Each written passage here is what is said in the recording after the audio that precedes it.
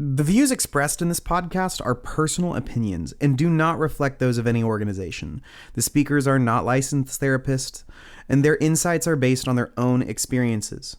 This podcast is for informational purposes only and should not be considered professional advice. Listeners are encouraged to seek qualified professionals for specific guidance. And by accessing this podcast, you agree that the individuals speaking in this podcast are not liable for any outcomes or consequences that may arise as a result. Okay, welcome back to Let's Talk Communication, Part 2. We left off talking about how you not only have to learn the mechanics of how people communicate between different generations, but also what different things mean, the whole K versus K debate. So just recap that for people who may be listening to this one for the first one. What did we discover even just in talking to each other? That when a millennial or Gen Zer sends like the word K in a text message, it's got a passive aggressive connotation, or you're not worth my time, or like a just barely worth the response to either you or the message that you sent. And for generations that came before us, that sounds really old, but it's just like Gen X and boomers, like K is a term is something that you can say in a context of endearment or a closeness in a relationship. So they will say things like K, and it's not meant to be passive aggressive, even if it's received that way. So right, I would only use K with close friends, spouse, or family. I wouldn't use K with my boss because that would communicate something with him that I wouldn't want to. Yeah. A closeness that's not there and shouldn't be there. So yes, K was something you reserved for those that were the most special to you. Whereas if you say K to someone special to you, it's like, what have I done? I stepped in something and I don't know what it is. Okay, so you were going to tell us a story. You want to start with a story? Yeah, we'll start with a story. So, I'm going to tell two stories. The first one you're going to recognize because you're in it. Just talking about like finding out what different words mean. I think I was 24 years old before you and I had the conversation about what cleaning versus picking up meant. You're laughing. Your dad and I had to have that conversation. Is that the conversation you had to have the other day? No, when we were first married, we had to have that conversation because we had an argument. Yeah. So in my world, in my mind, growing up, they were used interchangeably. So I was thoroughly confused for much of my childhood when my mom would say, I want you to clean your room. Go clean your room. Okay, I'm picking stuff up. I'm putting it where it goes. I'm putting the books away on the shelf. Or I'm tidying things up. Would you vacuum? Well, no, you just told me to clean my room. Well, yeah, cleaning your room involves vacuuming. Okay, apparently that's news to me.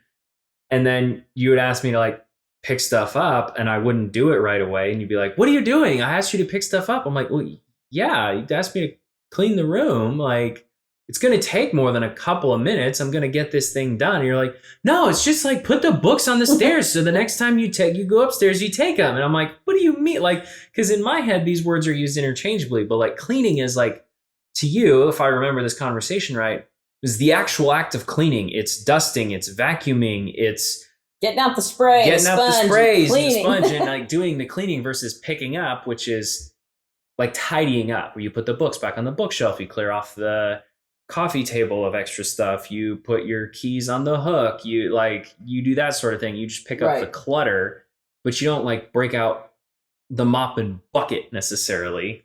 So that was one of the first, we really mean different things when we say these, that I know that you and I had. And then just yesterday, Sarah and I got back from the pool and we both got a little bit sunburned. Me more so than her because I'm Pasty McGee over here. And God, yesterday when we were at the pool, it was the real feel was like 107. It was just so hot. And we're on the third floor, which means it's always hotter. The air conditioner kicks on a fair amount. Even like, I think we have it set to 77 or 78 because any more than that, and like actually does start to get too cold. And I'm like, I'm not wearing sweatpants when it's over 90 degrees outside in my own house. It's stupid. So she was like, we were going to lay down for a few minutes before we went and got dinner. And she was like, it is too hot to have blankets on the bed. Throw them on the couch. And I was like, okay. Because in my head, she had said it's too hot for things that are like going to cover us. Put them on the couch. So I was like, okay. And I was like, do you want the sheet? Because in my head, the sheet's going to cover us. It might make us hot. And she looked at me like I was nuts. And I was like, well, you just said all the blankets. She goes, all of the blankets need to go on the couch. So I reached down and I grabbed the 2 throw blankets and the comforter and scooped them up in my arms. And she grabbed the comforter and wouldn't let me walk away with it. And I was like, what are you doing? And she goes, the blankets need to go on the couch. And I was like, I'm putting the blankets on the couch. And she was like, the tan one and the green one are blankets. This, holding the thing in her hand, is a comforter. And I was like, it is an item that keeps you warm. And you said you were too hot. So I thought it was a blanket in this context. And she goes, okay, I see your logic. I need you to see mine. I said, I do. I do.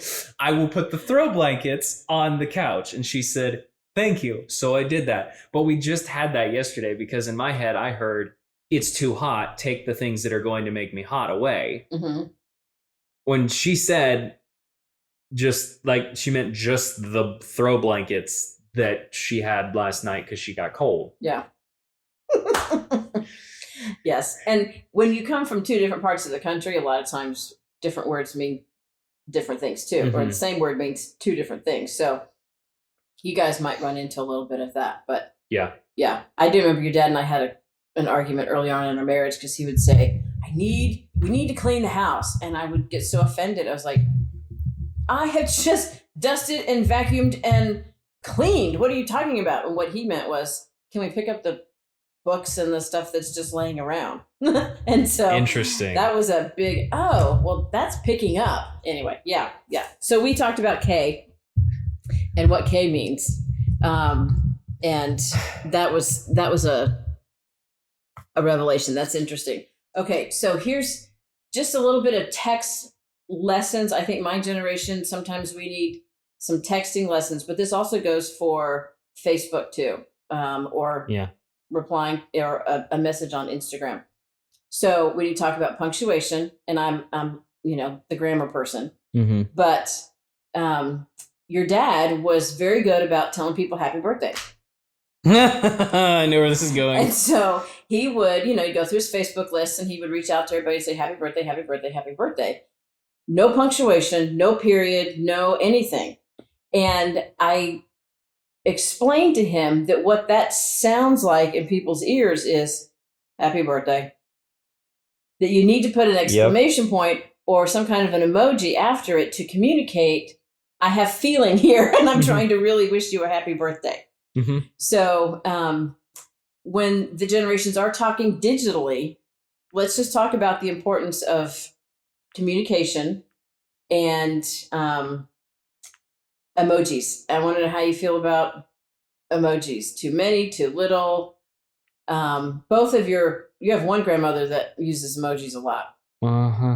But let's just talk about punctuation with texting, because we've talked about in a text thread, millennials and Gen Z would rather have the questions separated out so they can respond to them individually, as opposed to one big long. And don't you think too that when you see this one big long text, it's like when you see a big long email and you think, I'll get to that later. Oh, totally. Because you don't have time. But if you had the text broken up into 4 or 5 different sections, you could say, well, I can answer one of them right now. I want to talk about that. I want to talk about punctuation. And I also want to talk about if it's okay if you get a text to say, saw it, we'll get back to you later. And just, is it better to get a response that says, I saw your text, I'll get back to you later? Or there might be a series of letters that communicate that I don't know about. I didn't know that BRB meant I'll be right back. Oh, yeah. So sometimes we need a lingo sheet of what these different texting thing means. So let's start with punctuation. We'll just start with that one. What if, punctuation in all caps? What do those mean to your generation if you're getting a text message minus punctuation or with punctuation? Minus punctuation is not as big a deal just because like on a keyboard you have to like go find it. The caveat to that is if you press, I think it's the default setting this way now. If you press the space bar twice at the end of a sentence, it drops a period and then adds a space. Mm-hmm. So it's really easy because you just hit space bar twice and you can move on to your next thing. I don't know. It kind of depends on the situation,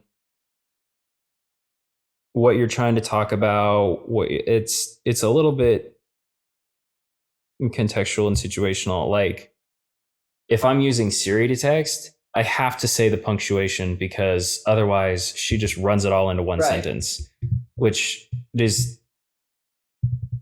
that's not how that's meant to be read. It's not how it's meant to be communicated. So when I texted you today, I was getting in my car and I was using Siri and I was like, finally on my way, period, long story, period, tell you about it later, period, or something like that. And the intent being, here's the information. Right. Using a period in a sentence as you're actually texting, not as big a deal. If you want something to be lighthearted, a lot of people use LOL or haha at the end, even if they're not laughing out loud. Okay. It's meant to imply like a casual tone. It's like, I just started texting a new coworker yesterday that's on my team. We've gone back and forth on Slack, but there was a particular conversation we wanted to have not on a work device. Mm-hmm. So I was like, yeah, send me your cell phone number. So she's a haha person that I've discovered. So she says haha to remind me things are casual, keeping things casual, that whole thing. Not in like we're keeping it casual, but like we're just talking. Right. There's no accusatory tone. There's none of that. So LOL and haha are almost more. So like in English, our punctuation's at the end of all of our sentences. In Spanish, it's at the beginning and the end. So you know how to read that. Mm-hmm. So like the upside down question mark, that's so that you know it's an interrogatory or an interrogative. Mm-hmm. Which is a question. Exclamation point upside down at the beginning of the sentence lets you know, read this with that kind of tone. We don't have that in English. Kind of think we should. Personal opinion. But because there are times where you're reading a book and you get to the end of the sentence and you're like, oh, I need to go back and reread that sentence the right way now. Yep. So to an extent, there's that. But the LOL and the haha are kind of like punctuation in a way where it tells you how to read that. And so now, does it go at the beginning of a sentence or at the end? It goes at the beginning of a sentence if you are responding to something that somebody said. Right. Okay. And then you add your comment. If what you said is meant to be heard funny, you put your punctuation at the end. Like if you're initiating the funny. Or just responding, like when, like I have a group chat with a couple of my coworkers and we'll send each other TikToks and videos on Twitter and stuff like that. But they'll go to this one text thread. And most of the time we don't even respond with emojis. We just respond to the actual message with like the haha. That's like, hey, we watched it. Hey, it was funny, that kind of thing. Mm-hmm. You mean literally HAHA? Haha? No, I mean like we all have iPhones. So we press and hold on the message. And then, you know, you get the heart, you get the thumbs up, you get the thumbs down. Like we use haha is one of the reactions you can use there. Yes. So we literally will use the haha reaction on the messages. We don't even respond with an actual emoji or message most of the time, unless it's like we were sending submarine, like a couple weeks ago, the whole submarine thing. Mhm. We were sending submarine memes back and forth, and we would respond with like the one that we thought was the funniest or whatever, like just, oh my gosh, that's ridiculous, like when it was just over the top. Mhm. I'm thinking about a video I watched on TikTok last night. I cannot talk about it here though. You will not find it funny. Dad would find it hysterical though. But I found it at like 9:45, so I was not going to send it to him at that point. Depending on how long he's out today, I may just show it to him when he gets back. But my coworkers are in this text thread that I'm with are young enough. I don't know that they will have seen the movie that it's from, so I'm like, I can't really send that to them. So back to the conversation at hand. The emojis are used as punctuation, as like a tonal read. Mhm. And then if you type LOL on an iPhone, it pops up emoji recommendations. I'm sure Android does something similar because they're ahead of the curve when it comes to iPhone stuff a lot of the time. Like open our text thread right now. I'm actually gonna try that right here. Yeah, Okay. open our text thread and type in LOL. Okay, yeah. So then I get three. I get three choices of a laughing face. Yeah. So backspace it, go all the way back to nothing. Mhm. Type in ROFL. You get different emojis, right? Yeah. Yeah. Rolling on floor laughing. Yeah, rolling on the floor laughing is a more intense laugh than LOL, which is why you get more intense emojis. So there's like grades to it. It's like a gradient of emotion almost that we use to communicate through text. Where if something is like really hysterical, we send the laughing crying emoji off kilter, versus just the laughing crying emoji. We need like an emoji handbook. My generation needs an emoji handbook. Yeah. Like there are certain emojis I'll only ever use with Sarah. Sure.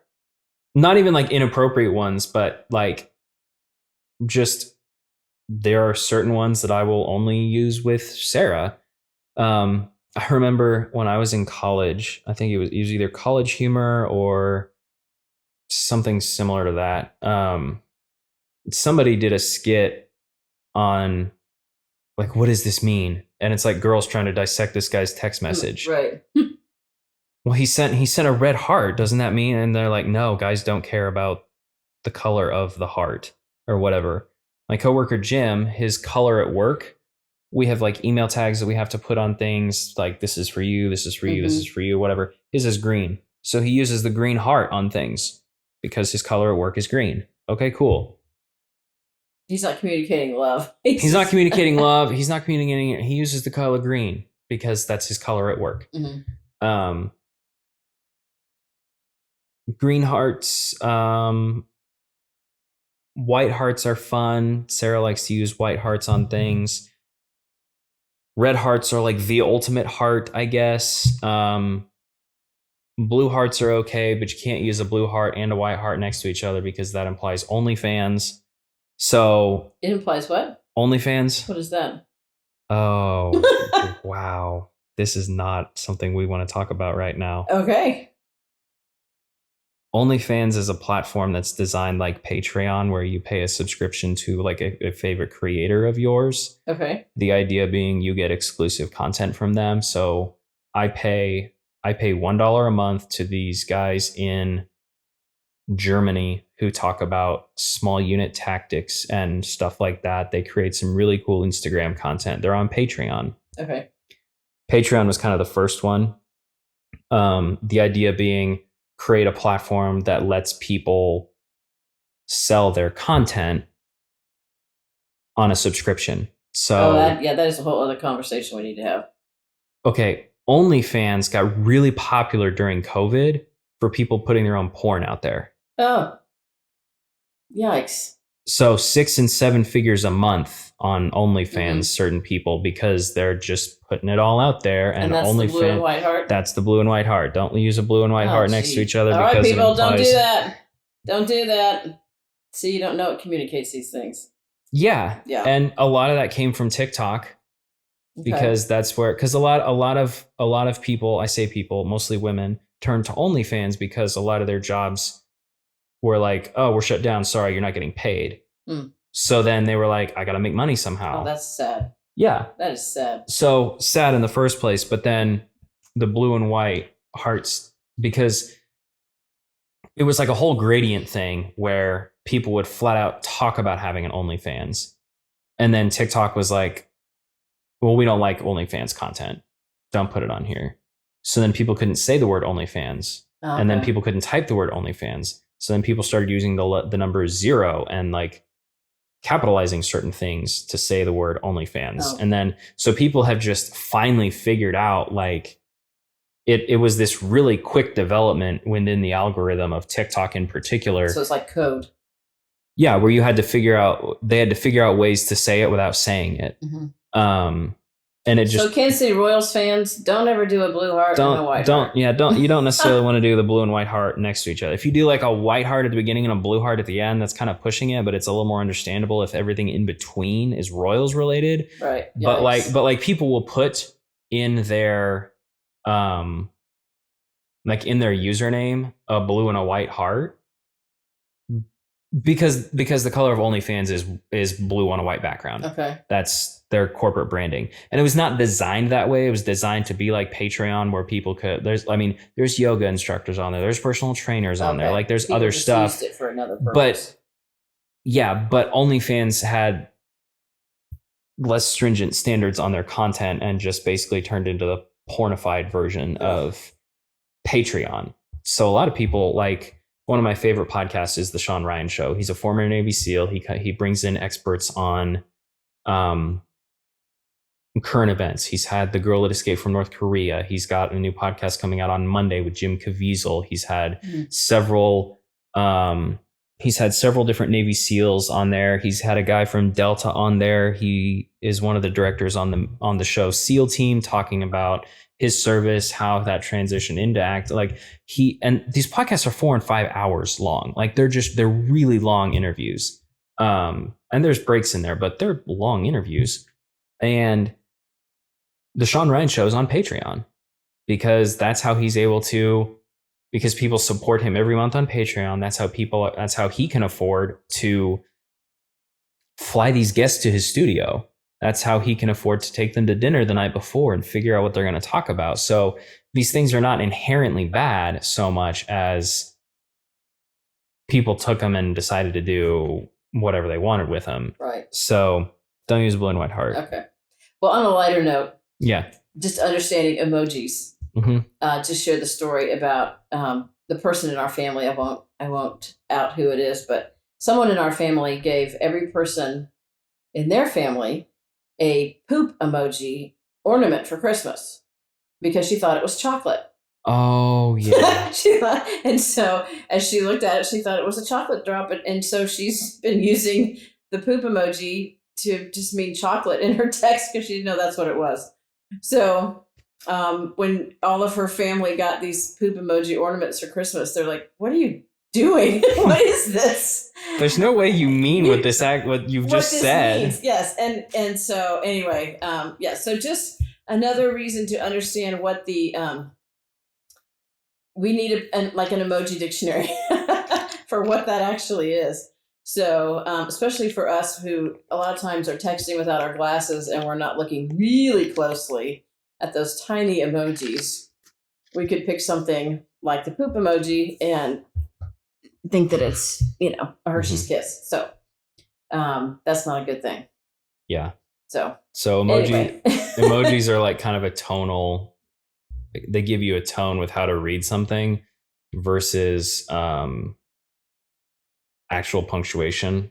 Actual punctuation is not a bad thing necessarily because it's so easy to type. In the days of T9, it was not worth the effort to go figure out how to type a comma.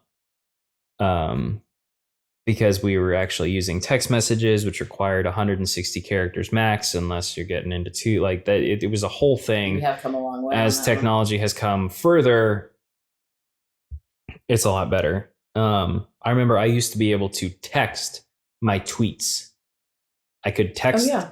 I had my phone number registered with Twitter. I still do. But yeah, I could text a number. It was like 41414 or something like that. I could text that number and it would tweet what I had texted. But Twitter was only 140 characters at the time. So I had to keep it under 140 characters, which wasn't terribly difficult because there was a 160 count max on your texting before it threw it into another text message. So, and there was always a counter that said how many characters you had left. So there were times where I would sit there and craft a tweet and have to cut down punctuation. I would have to cut down letters and spaces and all sorts of stuff. Don't have to do that as much anymore. So punctuation isn't as big a deal to have or not have necessarily. I mean, if you text me run on sentence, I'm going to be like, oh, you probably use voice to text. Uh-huh.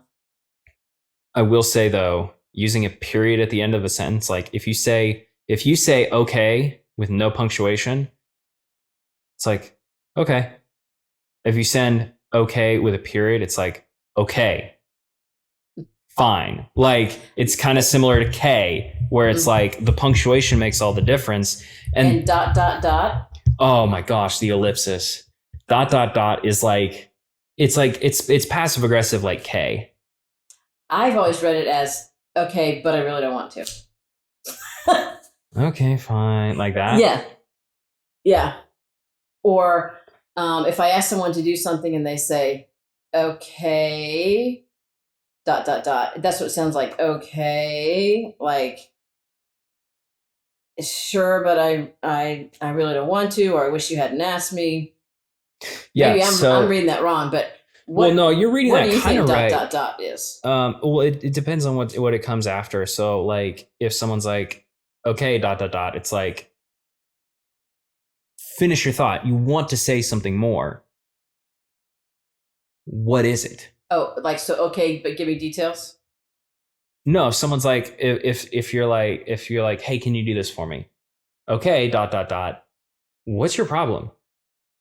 Why? What is your problem with me asking you to do that? Is it that I asked you to do it? Is it what I asked you to do? Like you're saying, okay, I really don't want to. And it almost implies, ask me why.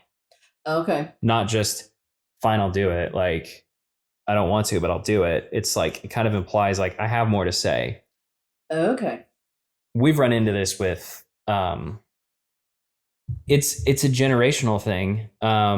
Because a lot of people from your generation will read the dot, dot, dot as kind of the end. People from my like it's a tone, but it's the end of the conversation or the end of that point. People from my generation read that as, oh, you're trying to start something. Yeah, my generation. Like you're trying to get into it right now a little bit without actually getting into it. Yeah, I've had people say that to me, and as we've talked about it, what they mean is, I need to think about it. It's like, dot, dot, dot means, let me think. Or okay, dot, dot, dot means, yes, but I might need some more information. Or yes, but I'm thinking about it. Interesting. But I have learned that it's deadly. And it's not good to respond that way to a younger person because it is communicating more anger and something that I don't mean to communicate. Mm-hmm. Okay, so the dot, dot, dot used to mean... You do it too much and you're going to get your kids showing up at your house like Kramer with a baseball bat. What are you talking about? What do you mean? What do you want? Like, what are you talking about? Like, it is a whole thing. And Key and Peele actually have a skit. I don't know. We didn't talk about this in the first half. Key and Peele, they're a comedy duo. They've done their own stuff, but like... they have a whole skit on reading text messages wrong. Oh, okay. Where they're going back and forth. And one guy's a little more high strung and the other guy's a little more chill. So he's reading everything. He's like, they're talking about, at one point in the skit, they're talking about like going to the bar. He's like, do you want to go right now? And he's like, oh, well, do you want to go right now? Meaning, do you want to go to the bar? And his friend, who's more high strung, is like, do you want to go right now? Oh, it is on. Like, do you want to go? As in, yeah, like you want to fight. You're right. Yeah. So one guy's like, so he shows up at the bar with a baseball bat with nails sticking out of it, ready to like beat his friend. And his friend's like, how did you know I was making a zombie Jackie Robinson costume for Halloween? And he's like, it was a guess, and like realizes in that moment he misread everything and just gives his friend the bat, and his friend doesn't have any idea what's gone on and just takes it as a gift. But it's like a whole thing about texting and reading things incorrectly. Right. Well, and word usage. Yeah. I mean, do you want to go? Used to mean, do go? you want to leave right now? You want to go? Do you want to fight? Yeah. Yeah. Oh my gosh. Okay. So the ... Don't use it. Okay. Don't use it. All right. How about all caps? Does it mean the same thing in text message that it means in an email? Because if you get an email in all caps, basically that person's yelling at you. Yeah, kind of. It depends. You can use it to express excitement. So if someone sends you something funny and you respond in all caps like, oh my gosh, that's hilarious. It's doing that without, it's like I said it just there. Right. Oh my gosh, that's hilarious. I'm putting emphasis on every single word, but I'm not yelling. Mm-hmm. Exclamation points kind of implies yelling. Unless you're saying happy birthday, in which case it implies the up at the end. Happy birthday! But if I were to say, what are you thinking in all caps? I'd be like, that's like, what are you thinking? Yeah, I'd be like, hey, what are you thinking? What did you find? Like, what do you mean? What am I thinking? Yeah, if someone emails me in all caps at work, I'm like, you are either an incredibly arrogant SOB, because not like coworkers, we don't email each other most of the time. The only reason we ever email each other at work, we use Slack for almost everything. The only reason we ever email each other is if there's something that came from outside our organization that needs to be forwarded as part of a paper chain, a paper trail. So we can log things and have data backups. Otherwise, we're slacking each other. So if I get an email at work and it's got all caps in it, I know it came from someone outside of our organization. And I'm like, you are either an incredibly arrogant individual, or you're one of those people that has caps lock turned on because you're 104 years old. Like, well, my grandmother used to send emails in all caps because she could see them. Yeah. It was purely a sight thing. And we're like, we did explain to her that what that means is you're yelling your whole email at us. That's what that feels like. And she said, I'm sorry, you're just, that's the only way I can see. So, yeah. So, in that in that context, okay, totally makes sense. But if I get a text out of the blue from like my manager that's like, what are you thinking? And it's all caps. I'm like, I'm about to get fired. Mm-hmm. What happened here? Like, what did I do? What did you find out that I did? Okay, so watch the all caps. Watch the all caps. It can be used to convey excitement. Like Sarah and I will text each other, and if we're using all caps, or it's like, she wants to go see the Barbie movie. We're going to go see the Barbie movie. So I'm assuming this is not going to come. This podcast is probably not going to come out before the Barbie movie. So when I get tickets for the Barbie movie, I will probably text her, guess what I just got, in all caps. Yeah. And she'll say, what? Probably in all caps. And I'll say, tickets to the Barbie movie in all caps. And it's like, guess what I just got? Yeah. What? Tickets to the Barbie movie. Like, it's like fun excitement. But if there's if it's a question with all caps, ooh, no bueno. Yeah. That is not a good thing. So. All right. Good to know. Good to know. Okay. What are some of give us the 3-letter,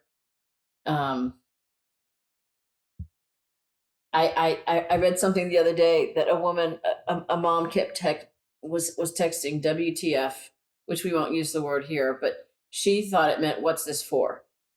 And so, she was What, the French? She was, yeah. So she's sending, anyway, I don't know, remember what the context was, but she thought it meant, what's this for? And her kids were like, Mom, what are you doing? What are you saying?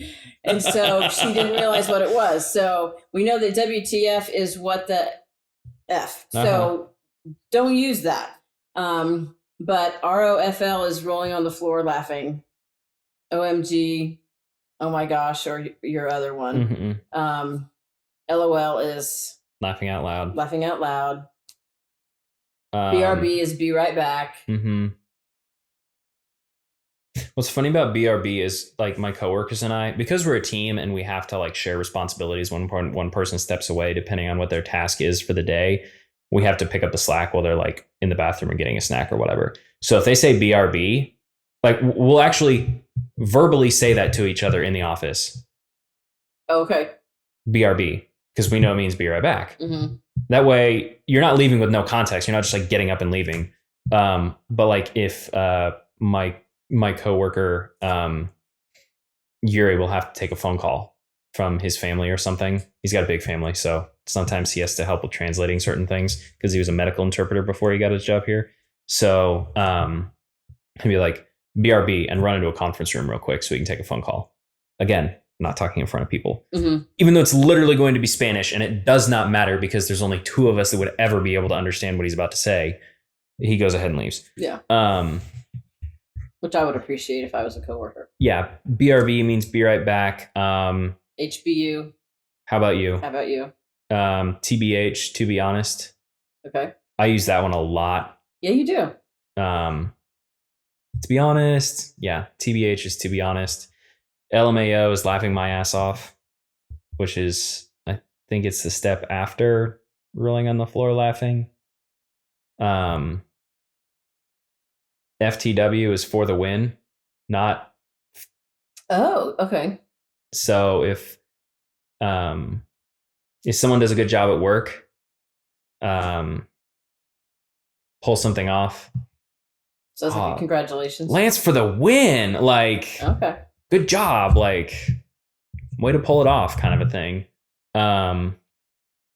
IDKs, I don't know. I actually type out like IDK TBH a lot. I don't know, to be honest. IDK TBH. I don't know, to be honest. Why do you think we've come up with? Is it that we're in such a hurry that we've come up with all these, or is it just because it's faster because you're using a keyboard and? No, a lot of it is the T9. That's where a lot of this came out of. Okay, so explain T9 for people who I remember what it is, but so T9 is back in the dinosaur age when cell phones had 9 buttons, or only had the number keypad on them. You would have like numbers 1 through 9 and then star, 0, £, hashtag, if you will. You would only have the original texting was like, if you wanted to use the letter C on a phone, you would have to type the number 2, because that's when the numbers actually started, was on the number 2, 3 times. 1 for A, 1 for B, 1 for C. And then if you wanted to say like, can you meet? You'd have to type 2, it's like 3. Morse code. It was you have to type 2, 3 times, and then wait, pause for a second so that it would know you were done. And then you would have to type 2 once to get the A. And then go down and hit, I think it was 0 with space on most phones. So you'd hit 0 and that would space. No, because if we're saying can, it would have to be. And then you would have to go down to like N, which was 8 or 9. No, it was 6. 7. I'm pretty sure it's 6. I'd have to look at a digital phone to know. Yeah, pull up like your dial pad. It should have it there. Yeah, so N was 6. Yeah, because I'm thinking in my head, I'm like trying to muscle memory this. But that's where like you get that's where a lot of people would start dropping their vowels or using the letter U instead of typing the word U. Just for time. A lot of it was like IM, instant messaging stuff, AIM, the AIM days. You would type stuff out. fast. It was kind of like its own little, like you said, Morse code. It was its own lingo. But a lot of this stuff has survived because it's easier to just type BRB rather than be right back, Right. or to be honest, or stuff like that. So, Yeah, because Gen Z is not going to know anything about T9. yeah, They don't know that that's where that came from. They're just using. yeah. Some of them lingo. do, but like, can you meet? Most people would send, like, if you were using a T9 phone, you would type CN space the letter U space MEET question mark. You wouldn't Yeah. have the A in the can. You wouldn't type the full word U, but there was no good way to shorten meet. Yeah. So, can you meet? So that would be the shortest way to do it. Yeah. Yeah, BRB, TBH, all that stuff, it came from text shortening like that. LOL, same thing. Okay, well let's bat around the virtue of, do we think this is good, or do we think this is this better communication because it's happening faster and it's keeping people communicating, or is it worse communication because it's not entire words and we're losing something? I would say it depends on the context, just like most things. If the purpose is to communicate something, as long as the person understands, we're good. It's like when you're learning a new language, you're not going to get the words right. You're not going to get the grammar right. Are you going to be able to communicate? Probably. Yeah. If you say something and it's like, if you say something and like I said something the other day at work, and I basically meant to say, my coworker said that he was wearing his shorts that weren't very fancy. So I meant to say ugly shorts. Oh, you're wearing your ugly shorts today. The way I said it, though, when translated, was like, oh, those ugly short people. No. Oh. And he laughed. He's like, I know you did not mean to say that. That is absolutely not what you meant to say. Yeah. But that is what, and I'm like, oh gosh, okay. Like, and that's And a honestly context didn't mean thing. to call the shorts ugly. Well, I meant to sarcastically. Yes. Yeah, I meant but like ugly, like in quotes. ugly with air quotes. Yeah. Right. Oh, you're wearing your ugly shorts today. Right, but not really. Not actually. They were fine. Like, they I just know. weren't very fancy. Like, he wasn't wearing country club level shorts. Right. But a lot of times we use that we speak in air quotes a lot. We just don't put them there. Mm-hmm. And some of that's an American thing. Sarcasm is a very American thing. So you can't use it internationally most of the time because sarcasm is not a thing. Which is why Americans have We have a bad reputation. we have a in reputation places for being because pretty rude because we're sarcastic. we're just but trying to be funny, and it's not coming well, across yeah, well. but Brits are also super passive aggressive to the point that they put Americans to shame a lot of the time. So it is what it is. It just is. So you have to know the context. I would say, when I'm using, I'll use abbreviations for things in like an Instagram caption because I've only got a certain number of characters. But if I'm writing like a full blog post, I'm not going to use those. So some of it's contextual. Do you have a character limit on what you're able to type out? Like on Instagram, Facebook, I'm sure there's a character limit somewhere, but nobody's found it yet, which is why you have whole freaking Really essays long. on there.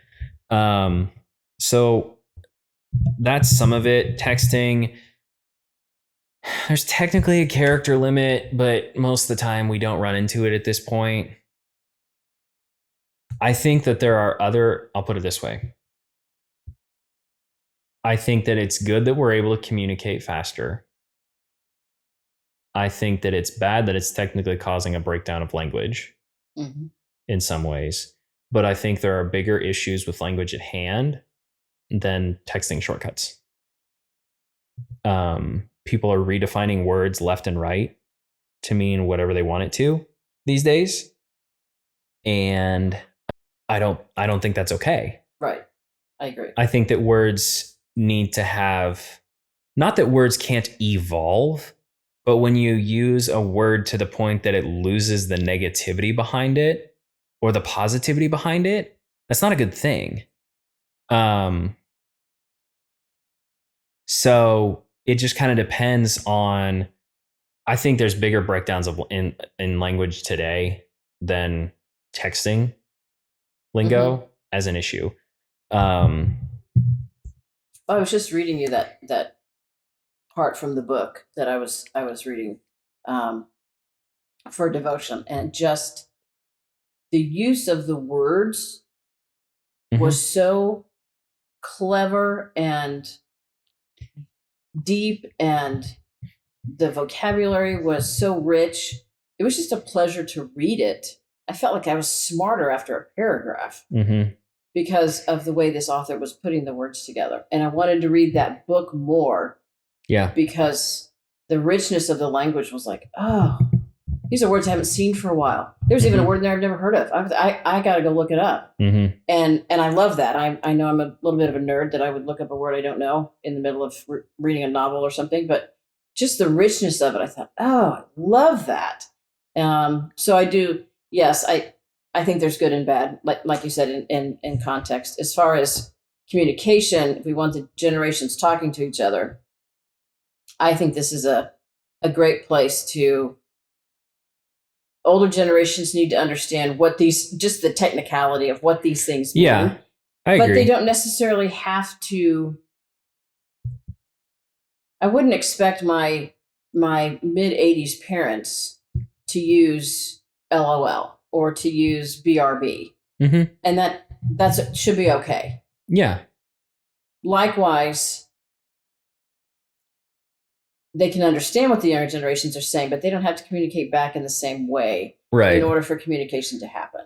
And I think if there's an honoring back and forth of, this is how this generation is saying the same thing of then this emoji or whatever, we don't necessarily need to copy each other, but we need to understand what those things mean.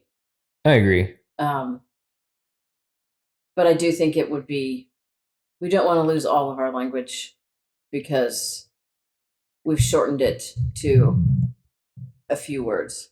Yeah. Functionality is okay, but I agree. You know, I agree. I still want to look at my husband and say, I love you, not IOY. That's cute running out the door. Oh, wait. That's cute running out the door, but that's another one. IOY. Love versus love. LUV. Oh, yeah. Is not as strong as LOVE. This is true. This is true. I can say I love you to a friend. LUV. Love ya. And then there was that whole LURV thing. LURV. I lurve you. Oh, I didn't ever see that one. It's just people being goofy with it, getting extra goofy with it. Yeah. But it was in that context of LUV, not LOVE. So there's some of that. It's been a while since I read a book like that had like richness of language. And some of that is just the kind of books that I've been reading lately. I've been reading a lot of personal development, current events, political thriller, Jack Carr, Vince Flynn, that kind of stuff. Versus something like The Hobbit or whatever. Like it's gonna be different because you don't want flowery language when you're talking about somebody trying to attack Washington. You know what I mean? Like you don't need it there. You don't want it there. You don't need it there. You don't want it there. Yeah. So some of it's contextual. I think one of the big things is we have language in more places now than like ever in history. I'm looking at a pillow that says, "Let's stay home." Yeah, words on it. Words on everything. We got bumper stickers. We got hats, t-shirts. Your t-shirts. Socks have words. Like we got all kinds of stuff. We got words everywhere these days. And I think that's some of what has caused a lack of severity in certain language, but a lot of it is just, I'm trying to decide how far to take this. A lot of it, my biggest issue that I see with a lot of language today is words don't mean what they used to. So when you've got someone who's 85 and they use a word, it's going to mean something very different to someone who's 15. There's 2 generations in there. You know what I mean? That's true. So that's part of the problem, if you will. Mm-hmm. Language evolves. But the other part is not having a better way to express things necessarily. Like we were talking earlier, in at least the Hebrew of the Bible, saying something twice, like saying the same word twice, a single repetition was an intense emphasis. Right. Not the ultimate emphasis, but an incredibly intense one. A triple emphasis, a double emphasis, the same word 3 times, is the most intense emphasis that you can have. Mm-hmm. Okay. I don't know if that holds true in the Hebrew of today, in the Yiddish of today. I don't know if that holds true in current Jewish circles. Yeah, I don't know either. Because it could because, you know, especially the Jewish people kind of have a pretty solid history of maintaining their history. You know what I mean? Mm-hmm. Been attacked for everything forever. So let's give an example. The triple one that you learned about recently. That in that Isaiah, a lot of people would know in the Bible.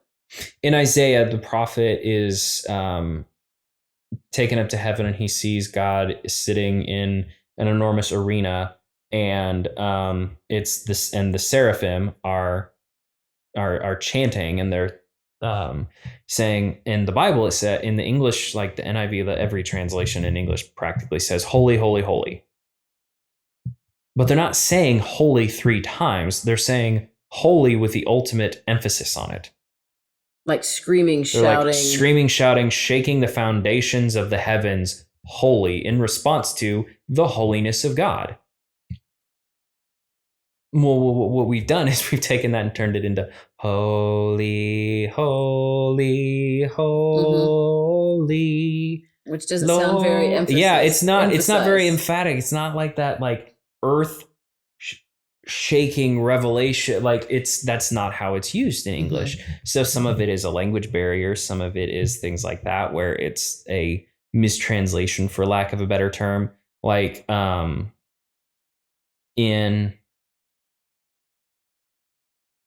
learned this somewhat recently too.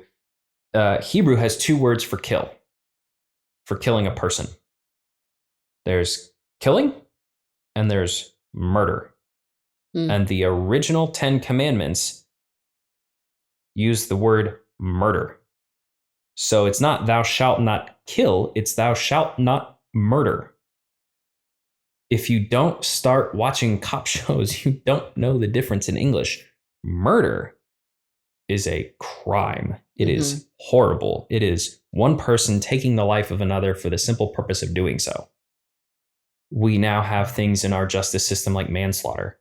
If you slide your car and you kill somebody, your intent was not to kill them, but you did. So you get charged with manslaughter.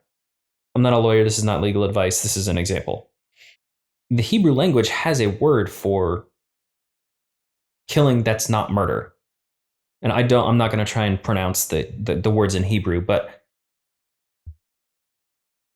because there's that difference, the original commandment, thou shalt not kill, was thou shalt not murder. If you don't know that, it makes things very confusing for you to read the 10 commandments say thou shalt not kill, and then also have the same God that gave the 10 commandments telling the Israelites to go slaughter their enemies. It's right. Like that doesn't jive until you understand there's multiple words for it. Right. And they're using different words in different contexts. So thou shalt not kill is really thou shalt not murder. Interesting. I wonder how we do that today. Not the murder part, but the use different words. The big one that I'm thinking Mhm. is the word Nazi. I hope Spotify censors don't take this down. Horrid word. Horrible word. Mm-hmm. It's turned into a meme on Seinfeld. Mm. The soup Nazi. Oh, yes. Which I think is interesting because Jerry Seinfeld's Jewish. Like, it's interesting that they would use that word, but if it was removed enough from World War II when the guy was intense and like, okay, whatever. But now the word Nazi is, I mean, we used to refer to people as grammar Nazis when they were all about the grammar. No, that's incorrect. That's not grammatically correct. Okay, you grammar Nazi. Okay, but now that word, you can't say that word. Come back around to it's come back around to being bad, and some of that is not just. It's not just people. It's social media censors can detect it and will kill a post that has that word in it. So people are saying different words to mean different things now to get around censors. Yeah. You won't hear the word suicide on TikTok. You won't hear the word kill on TikTok. You'll hear unalive, which is actually from a Marvel comic. It's Deadpool getting around Marvel's own censors. It's a whole meme in itself, the word unalive. And self-unalive. That's how people refer to those things to get around the censors. But it takes some of the severity out of it. Oh, yeah. Because it's a very new way of expressing it. There's no context behind it so much. Yeah, doesn't seem like as big a deal. Yeah. So there's a breakdown in language in one of the and that's not even, that's just to get around technological censors. Yeah. There's a group of people that has decided that word is not okay. And this is not going to get into a whole big tech censorship conversation, but there's a group of people that have decided they don't want that thing discussed on their platform. But people are invariably going to figure out how to talk about it. Right. If only from a historical context. Can you use like Suicide Prevention Week? Could you put that on, or will if you, and this may take us down the rabbit hole that we don't want to go to right now. We can put it in a different podcast, but I can see by not being able to use that word, you got a suicide prevention hotline. If you can't use the word suicide. The algorithms are smart enough at this point that if you put prevention after it, they can. Some things it'll get through, but a lot of people won't because they'll get a content violation if they talk about something like that. So they'll be like, this is the number you need to call if you're having thoughts about unaliving yourself. Oh, wow. They will say those words. Yeah. Oh, interesting. So. Okay. Well, that is another conversation. So let's wrap this one up. Basically, we've talked about, just some technical stuff about what text messages sound like and what they look like. And so we hope if you're listening and you're communicating with a younger person, just take some notes on if, to really communicate what you want to communicate, understand what you may or may not be saying in your text messages. And, above all else, if, goes back to the old thing of tell me what you heard me say. Tell me what you think I just said. Do you what do you hear when I say this? Yeah. What do you hear when I say this? Let's be sure that we are communicating, because a lot of struggle happens in relationships just because someone sends off a text message or an emoji or something that had they communicated something they did not want to communicate, or the other person misinterpreted it. So in the long run, actual words with letters and conversation does have to happen to say, this is what I really meant by that. And I suppose if all else fails, get in each other's faces so you can see each other's eyes, hear each other's tones, and get that stuff worked out. But it could be a fun conversation between the generations for kids to talk to their parents about this is how this works in my generation. So that might even just be a conversation starter in some families. As long as you understand, there's definitions to words, but when it comes to a lot of just modern communication, there's not one right way to say anything. So as long as you don't turn it into well, this is what the word actually means, so this is what we're going to, like, as long as you don't turn it into, well, I communicate right because I use this. You can't do that. If you're going to talk about it, try and make it fun, try and make it, what do you hear? Try and like have a place of mutual understanding. I mean, read the book Crucial Conversations. It talks about how to have highly intense conversations. And one of the concepts is the pool of shared meaning. Agree on what things mean so that when you're talking about things, you know you're saying the same thing. Make that a prerequisite before you have any specific conversations about things that are difficult, because you might be saying something and it's being taken completely differently than the way you mean it, all because you didn't have this conversation about what certain things mean in your own context. True. And have grace for each other and some patience. If you go to a foreign country and you're trying your very best to speak the language and communicate, you don't want someone yelling at you. And hopefully you wouldn't yell at someone who's trying to speak your native language the best they can to communicate with you, and they've misplaced a few words or they've said something a little bit wrong. You want to help them understand how to do it better, or how to do it in a way that's going to communicate what they're really trying to communicate without being angry or hateful about it. So show a lot of grace to each other. We're all learning. We're all continuing to learn. And at some point, the Gen Z and millennials are going to be sitting in my chair, and their kids and grandkids are going to be looking at them saying, that's not what that means. And there'll be a whole new podcast, probably in a hologram somewhere, about how those two generations can communicate. So we're all just trying to pass the baton well, and carry the one that we have the best we can. So thanks for listening, and stay tuned for our future podcasts on everything from communication to, we're definitely going to get into some faith pieces. We're going to get into culture. We're going to get into our own personal story of lack of communication and working through some hard things, and hope that helps you work through some hard things too in your families and in your intergenerational relationships. So we look forward to having you back on here at Let's Talk. You got anything else? No, you're good. All right. Be relentless, everybody. See you next time.